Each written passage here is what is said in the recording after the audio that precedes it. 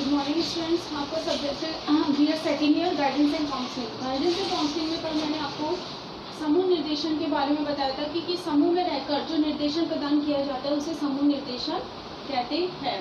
और पर्टिकुलर ये समूह निर्देशन एक व्यक्तिगत विशेषताओं को ध्यान में रखते हुए विभिन्नताओं वाले मतलब बालकों को ध्यान में रखते हुए क्या की जाती है, आयोजित की जाती है। इसमें एक ही जगह रह के बच्चे क्या कर सकते हैं, समूह में किसी भी चीज की या कोई भी उनसे समस्या है उसका समाधान निकलवा सकते हैं। ठीक है, या किसी भी विषय को चयन करने में उन्हें आसानी होती है, किसके द्वारा, समूह निर्देशन के माध्यम से। फिर मैंने आपको एग्जांपल्स बताए थे, जैसे परिवार है तो समूह निर्देशन में परिवार में कौन देता है, परिवार का मुखिया। इसी तरह प्रतिभाशाली बालक है, प्रतिभाशाली बालक है उसको हम समूह में निर्देशन प्रदान करते हैं। ठीक है, या फिर मैंने आपको बताया था समाज में प्रतिष्ठित व्यक्तियों के द्वारा निर्देशन प्रदान किया जाता है तो वो क्या कहलाता है, समूह निर्देशन कहलाता है। इसी तरह विद्यालय के अंदर, क्लासरूम के अंदर जो टीचर्स बच्चों को पढ़ा रही है, जो गाइडलाइन प्रोवाइड करवाई रही है, वो भी एक किसका उदाहरण माना जाता है, समूह निर्देशन का उदाहरण माना जाता है। अब समूह निर्देशन की क्या क्या विशेषताएं हैं, तो इसके अंदर आता है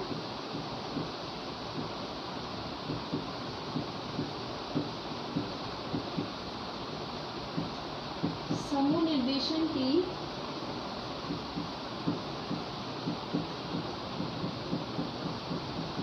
विशेषताएं। इसमें पहला आता है समूह निर्देशन की विशेषताओं में समूह निर्देशन का संबंध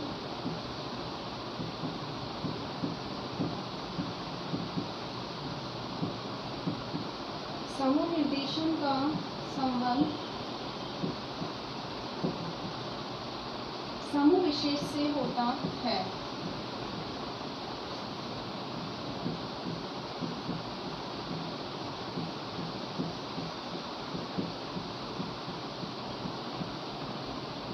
दूसरा इसके अंदर, इसमें एक समूह को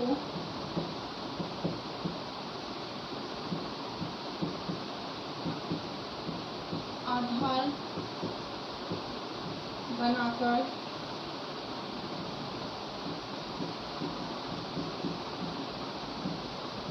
सदस्यों की आवश्यकताओं की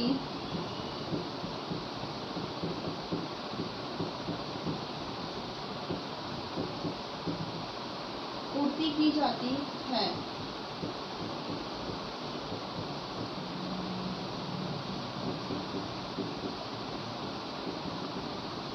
ठीक है, देखो पहला है समूह संबंध समूह विशेष से होता है। समूह विशेष में मैंने आपको बताया था, परिवार में परिवार का मुख्य, समाज में प्रतिष्ठित व्यक्ति, इसी तरह किसी पर्टिकुलर जैसे प्रतिभाशाली बालक है या कोई अपंग बालकों का समूह है, मूक बधिर बालकों का समूह है, वो समूह विशेष रूप से है। ठीक है ना, तो वो कौन सी श्रेणी में आते हैं, समूह निर्देशन की श्रेणी में आते हैं। इसी तरह था सेकंड, इसमें एक समूह का आधार बनाकर, पर्टिकुलर एक समूह का आधार बनाया अपन ने।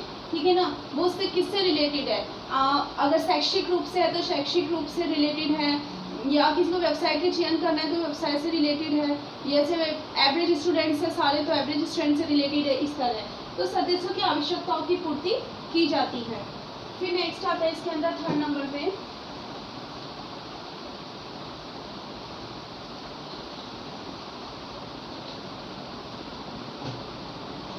इसमें समूह के सदस्यों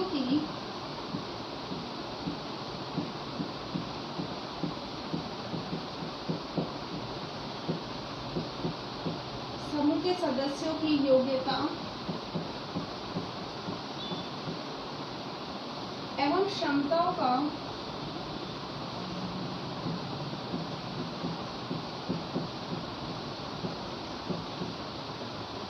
मूल्यांकन करने के बाद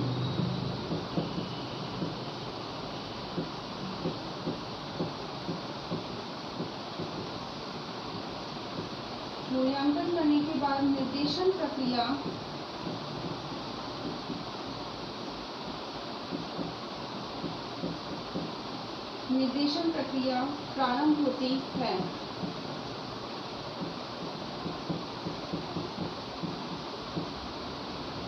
ठीक है, और लास्ट फोर्थ है निर्देशन प्रदाताओं की संख्या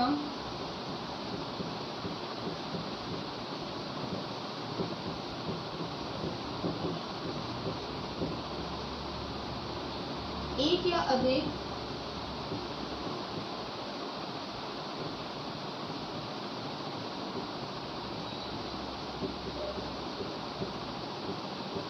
हो सकती है।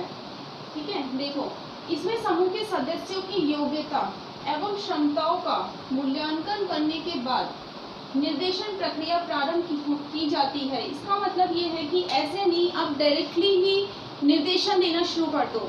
सबसे पहले हम क्या करेंगे, सदस्यों का लेवल चेक करेंगे।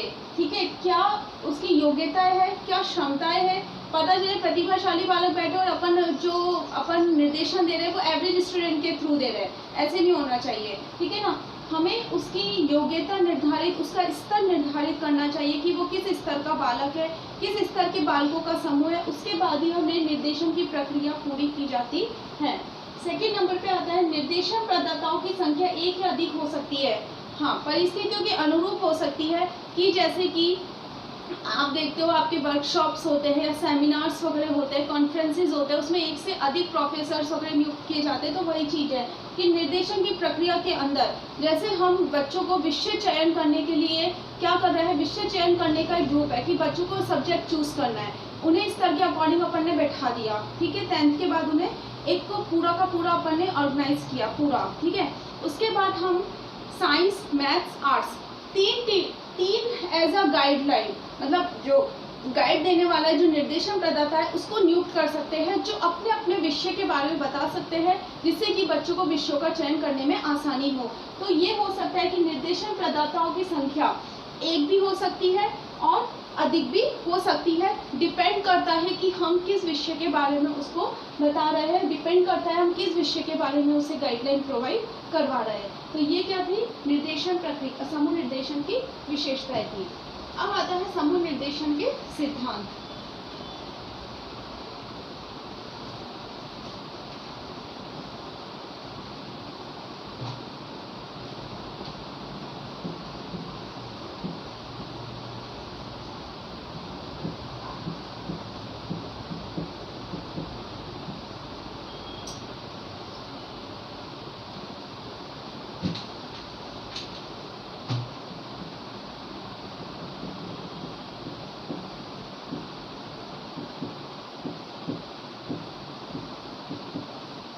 समूह निर्देशन के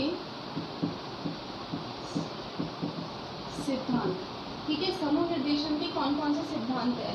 पहला आता है एक रूपता का सिद्धांत।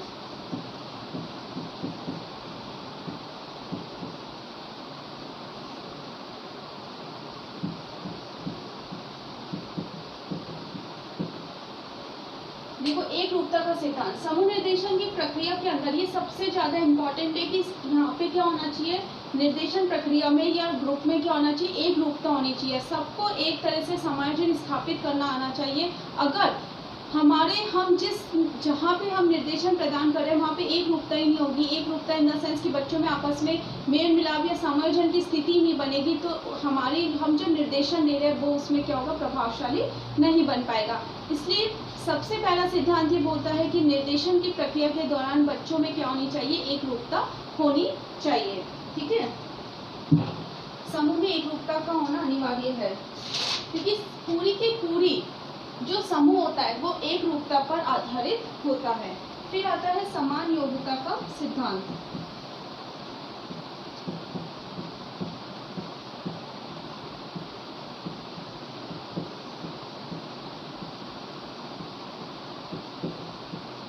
समान योग्यता का सिद्धांत जैसे मैंने आपको विशेषता में बताया है कि समान योग्यता होनी चाहिए। समान योग्यता इन द सेंस कि कौन से लेवल का स्टूडेंट है उसके क्षमता और योग्यताओं के अनुसार ही क्या होना चाहिए, समूह निर्देशन प्रक्रिया होनी चाहिए।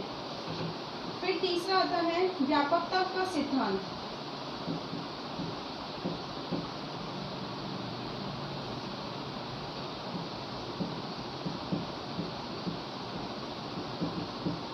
व्यापकता का सिद्धांत ये बोलता है कि समूह में ये नहीं है आप जिस चीज के लिए, मतलब जो विषय वस्तु है, जो समस्या है, उसके लिए ही आप निर्देशन देते जाए, बल्कि जो निर्देशन की प्रक्रिया वो सबको मिलाकर होनी चाहिए। किस चीज़ को? उसके विद्यालय को, उसके समाज से रिलेटेड होनी चाहिए और एक तरह से उसके व्यवसाय के से रिलेटेड होनी चाहिए। मतलब जब हम समूह निर्देशन का अध्ययन करवाएं, जब हम गाइडलाइन दे रहे हैं बच्चों को समूह में रह के, तो हमें 3 बातों का ध्यान रखना चाहिए कि विद्यालय, समाज और व्यवसाय को आधार बनाते हुए ही बच्चों को निर्देशन प्रदान करना चाहिए, जिससे बच्चों में व्यापकता का ज्ञान होना आवश्यक होता है। बच्चे सारी की सारी उस ज्ञान को अर्जित कर सके, उनको सब चीज़ें बतानी कंपलसरी होती है।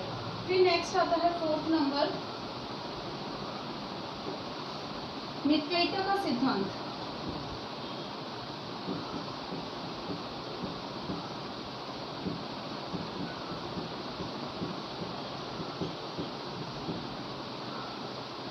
मितव्ययिता का सिद्धांत, मितव्ययिता ये बोलती है इसके अंदर कि हम समूह निर्देशन क्यों दे रहे हैं। धन की बचत हो एक तरह से और समय की बचत हो, इन दोनों का आधार बनाते हुए हमें क्या मितव्ययिता के सिद्धांत को लागू करते हुए समूह निर्देशन की प्रक्रिया करनी चाहिए। फिर आता है नेक्स्ट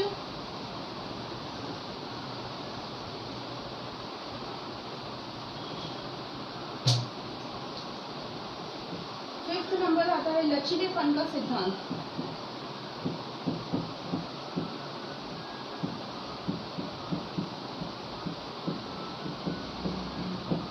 समूह निर्देशन में, समूह में विभिन्न प्रकार की परिस्थितियों के आधार पर क्या हो जाता है, कभी कभी जो समाज की परिस्थितियां है या कुछ और परिस्थितियां है उसके अनुसार उसमें चेंजेस हो सकते हैं समूह के अंदर। तो हम कहते हैं समूह की आवश्यकता और परिस्थितियों के आधार पर ही, मतलब उसके अनुसार ही क्या करनी चाहिए, निर्देशन की प्रक्रिया करनी चाहिए। अब इसके बाद जो सिद्धांत है वो मैं आपको नेक्स्ट वीडियो में बताऊंगी। आपका गृह कार्य है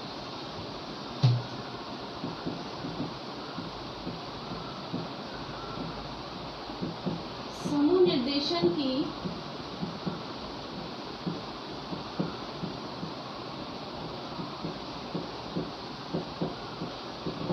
विशेषताओं को